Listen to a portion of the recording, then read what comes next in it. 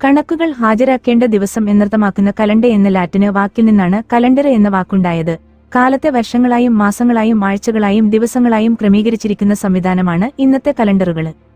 365.25 ദിവസങ്ങളാണല്ലോ ഒരു വർഷമായി കണക്കാക്കിയിരുന്നത്. എന്നാൽ ഒരു വർഷത്തിന്റെ യഥാർത്ഥ ദൈർഘ്യം ഇതിനേക്കാൾ അല്പം കുറവാണ്, 365.2422 ദിവസങ്ങൾ.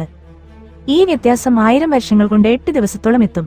ഇതുമൂലം ജൂലിയന് കലണ്ടർ നടപ്പാക്കി 1500 വർഷങ്ങൾ കഴിഞ്ഞപ്പോഴേക്കും ഋതുക്കളും അവയുമായി ബന്ധപ്പെടുത്തി ആഘോഷിക്കുന്ന ക്രിസ്മസ്, ഈസ്റ്റർ തുടങ്ങിയ വിശേഷദിനങ്ങളും തമ്മിൽ തീരെ പൊരുത്തപ്പെടാതായി.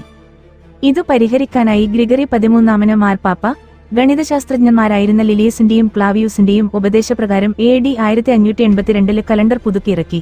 അതനുസരിച്ച് 1582 ഒക്ടോബർ 4 ശേഷം വന്ന 10 ദിവസങ്ങൾ കലണ്ടറിൽ നിന്ന് വെട്ടിക്കുറച്ചു. അതായത് ഒക്ടോബർ 4 വ്യാഴാഴ്ചയ്ക്ക് ശേഷം വരുന്ന ദിവസം ഒക്ടോബർ 15 വെള്ളിയാഴ്ചയായിരിക്കുമെന്ന് പ്രഖ്യാപിച്ചു. ഇങ്ങനെ മാറ്റം വരുത്തി പരിഷ്കരിച്ച് പുറത്തിറക്കിയത് ഗ്രിഗോറിയൻ കലണ്ടർ എന്നറിയപ്പെട്ടു.